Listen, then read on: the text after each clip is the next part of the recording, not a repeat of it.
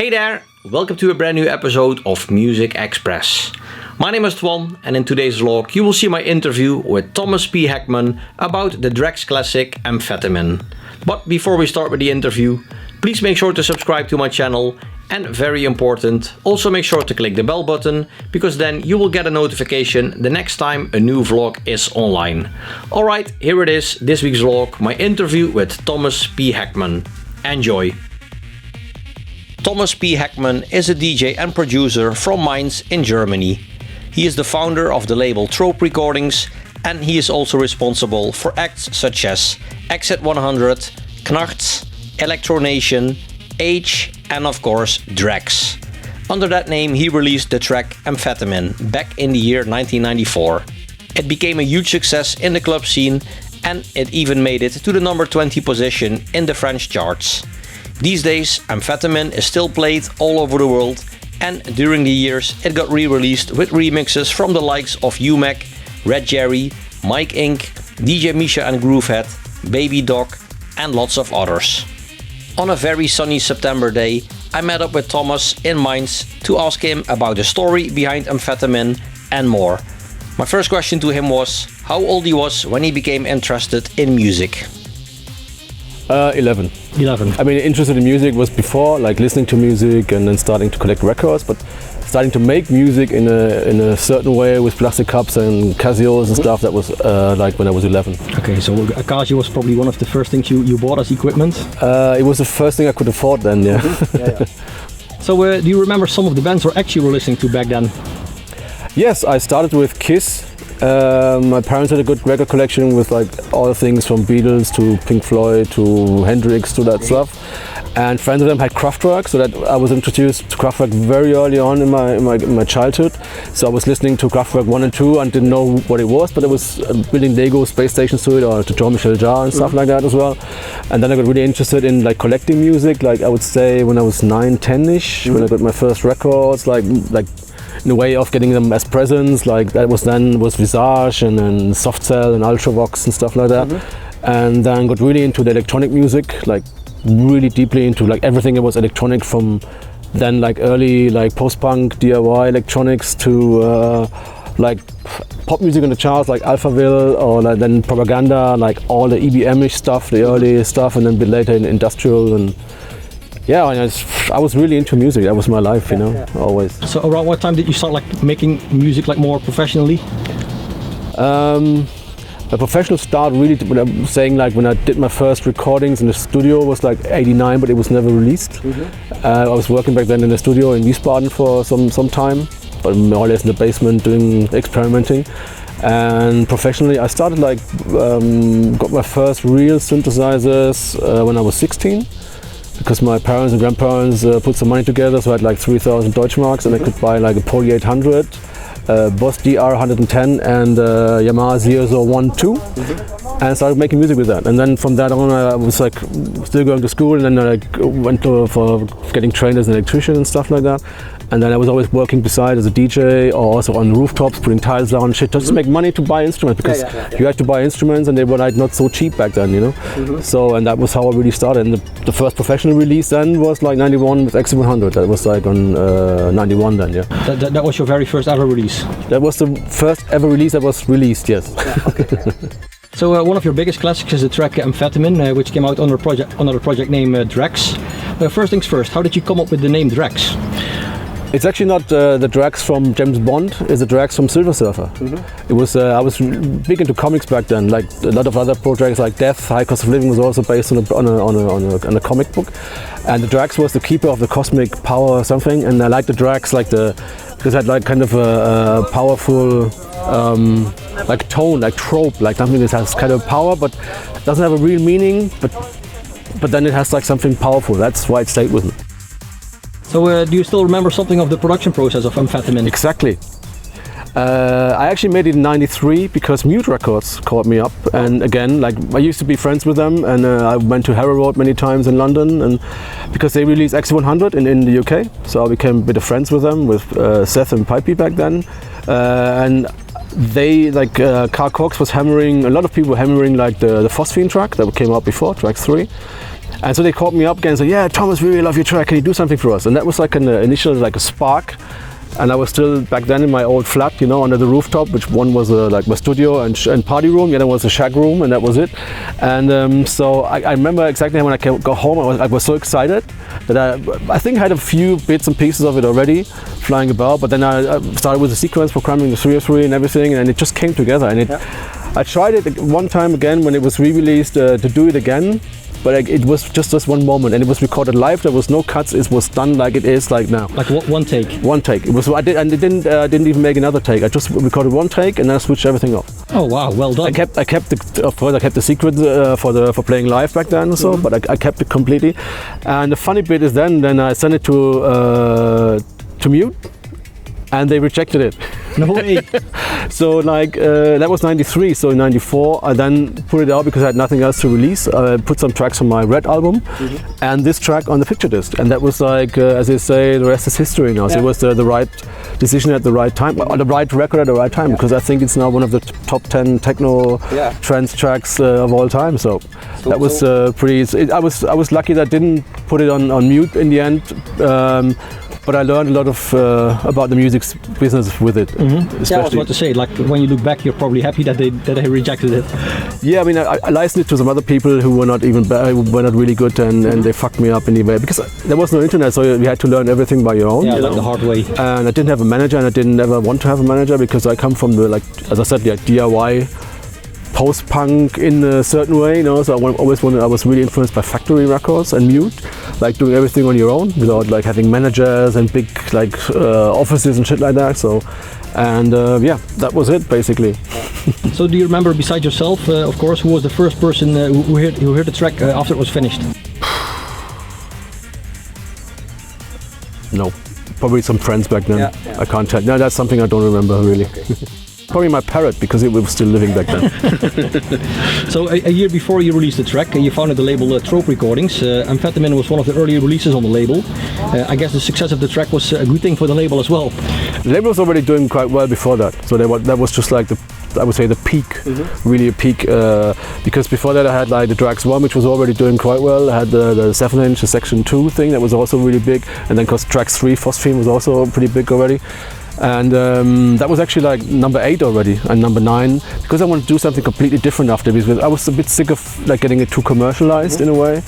I released then like with back then a friend, I released a Trope, an analog sequencer, and then came Death for High Cost Living, something completely different. So because I wanted to do something else, you know, so that was, and yeah, but in the end, I'm happy that I did it, and it's still like selling like 50 to 100 records every month, I guess. Not bad, right? Yeah, it's good, yeah. So did you get requests from other labels soon after the release to license it? Of course, yeah, but that's a long story and I don't want to really get into it because it was a shit story sometimes. Some Belgian idiots who fucked me up basically and had to go with solicitors and lots of stuff that really went down. So, as I would say, sometimes I made a lot of money with it, but the same amount I lost with it. Yeah. So it's like basically on zero now. Yeah.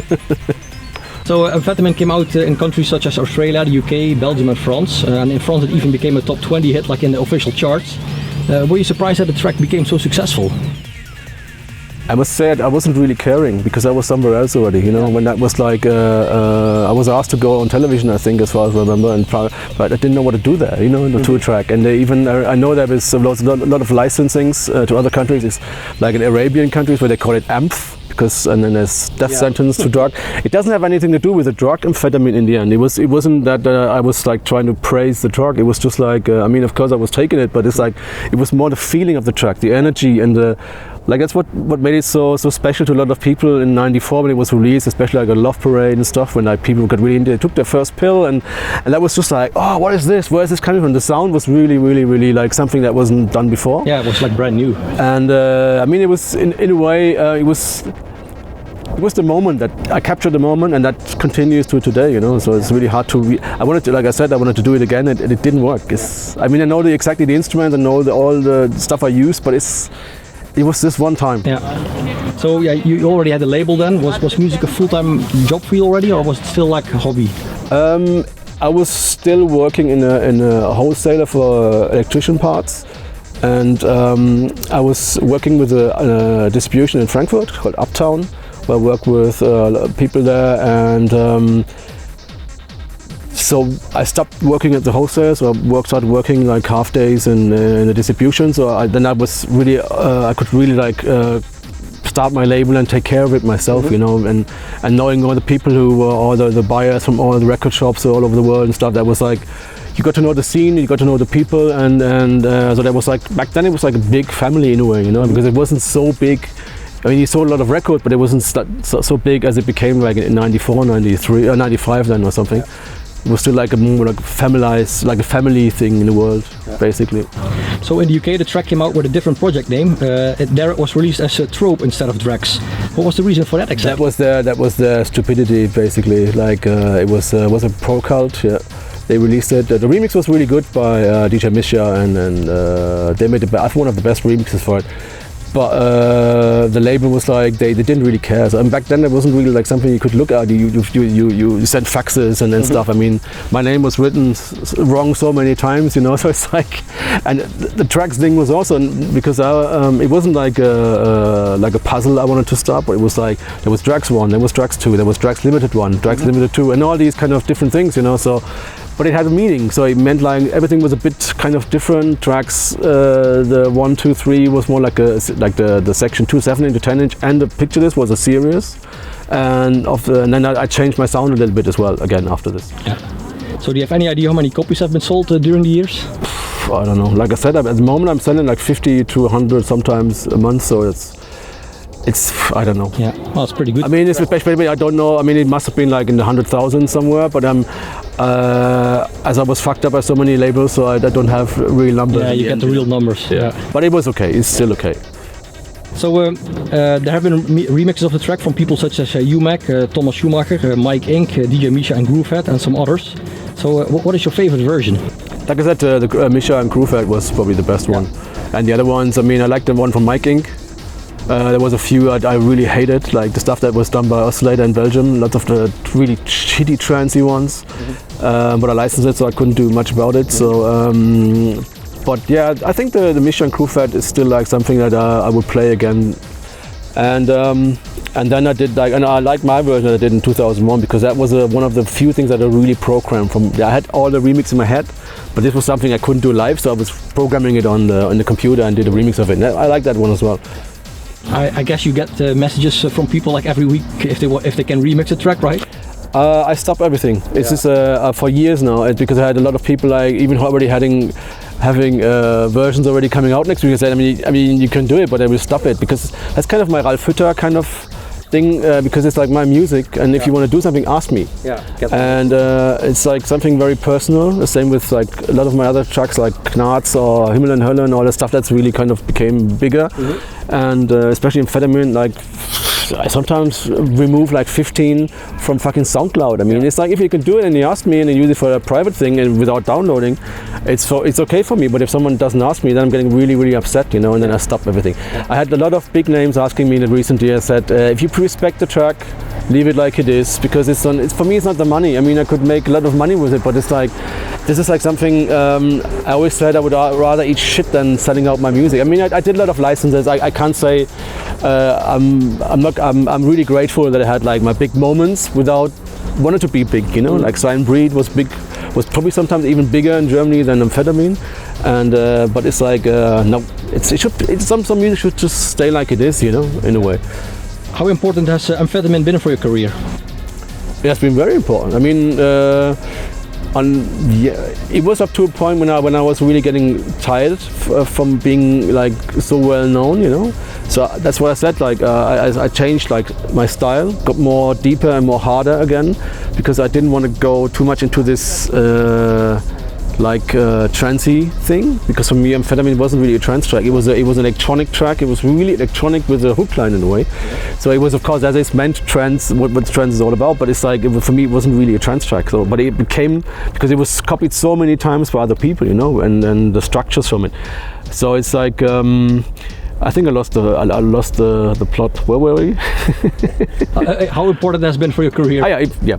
So Amphetamine was really important for my career because it made me well known around the world. Yeah. It made me travel all around the world. I mean, I was playing in Australia, New Zealand, Tasmania, and it's like that was like one of the really big advantages of making music. Is like you travel so many times everywhere. You have I found so many friends all over the world. And that's what makes it really kind of special, you know, not just being like a rock star or like a whatever star traveling because you're a star or something, just because people invited you back in the days because they were friends and they liked your music or became friends then, you know.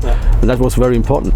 Yeah, speaking of your DJ career, you are both active as a DJ, but you also perform live on stage. How much equipment do you usually bring during your live sets? I used to play live. I tried it again last year. I had a few shit moments when I was gonna play after a long time again in Paris. And the first thing is I worked like 2 weeks on it to make it like something very special. But then the first thing was there was 3 bomb threats in Frankfurt, so they didn't I had all my equipment, like the instruments, on the plane, but all my like power supplies, everything, and my backup cables and everything was in Frankfurt still. So it was very hard to find like at least like a mini jack cable. I mean, I had models. He was really helpful. He helped me so I could at least play. But then it was like, and then the PA guys were complete shit. I had 18 cables, or like 14 cables were broken, and they went off. And they put my Mackie mixer with analog shit on it into like the normal DJ mixer. So I wasn't allowed to do like a sound check. Mm-hmm. So everything was done over headphone. And when I played after I had models, he was playing before me. It was really banging. It was just like, I was like, oh, fuck it. Yeah. So that was really bad. And so I had to play a very low volume so I couldn't even hear the people speak because there was no technician there and nothing. And the next thing was then in Madrid. That was good. And then another one was in Netherlands, in Nijmegen. Don Rösje? Nijmegen, yeah. That was really good because they have bands and stuff. They were like, they're perfect. Mm-hmm. But I said like this year, and then again, DJing is so much more easier with traveling and everything. And I want to play live. I don't want to just open a laptop. I want to bring my instruments, which is actually not so big. I have I used to bring like 2 boxes full of like the 90s with 909, 303s, 202s, like sync-cushions and everything. But now it's like I have an MPC 1000. I have a 303, 2 303s. I have a CMU 810 from Roland, a few bits and pieces, and a 101. That's it. So you're very active on the platform Bandcamp. What did you like so much about Bandcamp? It makes it easy for me to connect with people and for them to connect with me. So it's like a direct thing with Bandcamp and me. Like it's just my wife and me. I mean, we do the packing, we do everything. So that's like when someone orders from me, it's probably I pack the record. So it's right, which I find very interesting because that's like the DIY thing that came up in the late 70s or early 80s. So it's easier to work with this instead of my own platform, because then I would have to write invoices all the time and stuff, all these things, you know. So this is kind of, they take a fee, but it's completely okay with me. And so that's like an easy way to sell it happily, and then make like the fans happy as well, and me too. So because the money goes straight into my pocket and not through like some other people as well, and I can still like make good prices for the people. I make specials that I only have on my Bandcamp site. That makes it very interesting for me and for the people, I think. Mm-hmm. So what can people expect on your Bandcamp? What do you mean, like the next few months? Like t-shirts. I saw merch. There's everything. I mean, I have there's t-shirts. Like you could buy this one if you want. There's like a lot of like special records. Most of them are sold out, like usually in like a couple of days. So I make like special pressings of like, for example, Amphetamine, the Drax trilogy with the 3 tracks. Like and then there's like a split vinyl, colored, all kinds of colored vinyl things, and sometimes some specials, like now with all the Bandcamp where they were waiving off fees, is I dug deep in my archive and have like a lot of like test pressings that I signed for the people and stuff like that. That's like something which is it keeps you related with your fan base. And it's because I pack a lot of stuff myself, and also write a lot of the packing slips and stuff. It's always like a lot of people that always order, and I'm really happy for that. I'm really grateful for that as well. Yeah. So when I check Discogs, it's insane to see how many tracks and remixes you have made during all those years for all kinds of projects. Do you have any idea how many releases you have? No. I would have need to look at Discogs actually, and I think there's not everything in there. So it's always and all the different versions over there and there and there.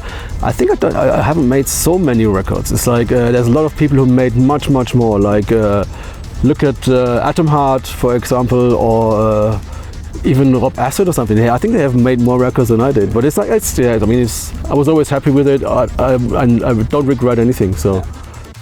So you've been active in the scene for a very long time now. If you could go back in time and give yourself one piece of advice that you know now, what would that be? Don't license amphetamine. What are you working on right now? I've finished an Electro Nation album, so it's more electro in the old school kind of Kraftwerkish kind of way. I actually started in my living room when the pandemic began and put a few instruments down in my living room so we can spend time like my wife was doing some of her stuff and then we were just doing that. So we weren't like so much apart, so I started doing jamming and I got really into electro again recently because for some reason some of my old records were re-released and they sold quite well. So that gave me kind of a thing, that's something I could do now after all the EBM techno and all that hard techno stuff, so I was really into that. And then I actually finished an album that's going to come out like this year and the 12 is coming out this month on Electro Records from Madrid actually, so in a nice package with like, I think he uses the golden foil that was also used by the Eagle lander and the moon landing and stuff like that, so it's going to be very interesting. So, and after this now I'm working on, I finished a new album for Carpe Sonum, one of Lost Tales number 6. This is more my experimental and my ambient stuff that's going to come out. And the next thing is going to be a new acid record and a new techno record, I hope. So you've been quite busy. Yes, I'm always busy. Yeah. And doing mastering a lot as well, so... Okay. So is there still something on your bucket list music-wise? What do you mean? Like is there still something you want to achieve? No. No? For me it was like, I didn't want to, I mean, as a musician you always want to be famous and blah blah blah, but for me in the end it wasn't, because I went through this kind of famous thing 2 times or 3 times. And it's like, for me it's easier to be underground still, you know, and you can make your money with it in a way, but you do it in a good way. You don't have to wait for all your royalty statements and all that stuff all the time and lose money all the time. I mean, I lost a lot of money with lots of distributions that went bankrupt and stuff like that. So it's like, yeah, I think for me the achievement is done. So and it's the good thing for me, like especially with this EBM techno when it was like coming back like 4 or 5 years ago. It wasn't like people were stealing it or just repeating it like it was with Amphetamine or with Sign Breed and stuff like that. The more like bigger things, but they took it and took it into another level, the same as I did with my music, you know. So and that was like I became lots of like friends with lots of people, lots of new producers, and the sound was changing after all this kind of minimal crap, you know. Yeah. So and that was like, which is something that was really good. Now everything is into rave and getting to so I wanted to do something else. So that's why I did electro, because the ravey sounds after listening to Phantasm sounds 10 million times again, you know, it's just like it was becoming boring, you know.